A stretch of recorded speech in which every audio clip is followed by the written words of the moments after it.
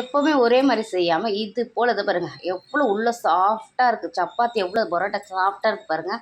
இது போல் ஒரு வாட்டி உங்கள் பசங்களுக்கு நீங்கள் செஞ்சு கொடுங்க. இன்னொரு வாட்டி கண்டிப்பாக அம்மா நீங்கள் செஞ்சு கொடுங்கன்னு கேட்பாங்க. இதை வந்து நம்ம வெளியேருந்து எந்த பொருளை வாங்கலை, வீட்டில் இருக்க பொருள் என்ன வச்சு என்னால் சிம்பிளாக செய்ய முடியுமோ அதை வச்சு செஞ்சுருக்குங்க. இன்றைக்கி உருளைக்கிழங்குல செய்யல, முட்டையில் வச்சு நான் ஆலு பரோட்டா செஞ்சுருக்கேன். இது எப்படி செய்வது பார்க்கலாம் வாங்க. 1 கப் கோதுமை மாவு எடுத்து அதுக்கு தேவையான அளவுக்கு உப்பு, எண்ணெய் போட்டு நல்லா சாஃப்டாக பேசி ஒரு 20 நிமிஷம் ஊற வச்சுட்டேங்க.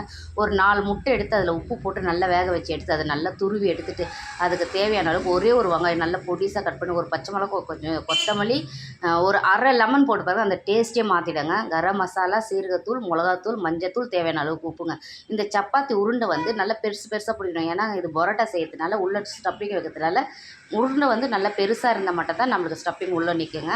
அதே போல் நல்லா உள்ள ஸ்டப்பிங் வச்சு நல்லா உருட்டி அந்த பக்கமும் இந்த பக்கமும் நல்லா தேய்ச்சி தவா சூடாகணுன்னே அதில் வச்சு நீங்கள் பட்டரோ நெய்யோ எண்ணெய் உங்களுக்கு என்ன பிடிக்குமோ அதை வச்சு நீங்கள் சுட்டு சாப்பிட்டு பாருங்கள். அவ்வளோ டேஸ்ட்டாக இருக்குங்க. இதுக்கு தொட்டுக்கிறதுக்கு ஒன்றுமே தேவையில்லைங்க. இது லஞ்சில், டின்னருக்கு, இல்லை காலையில் பிரேக்ஃபாஸ்ட்டுக்கு எப்போ வேணால் நீங்கள் சாப்பிட்டு கொடுத்து பாருங்கள். குழந்தைங்களுக்கு அவங்களுக்கு ரொம்ப இஷ்டமாக நீங்கள் சாப்பிடுங்க.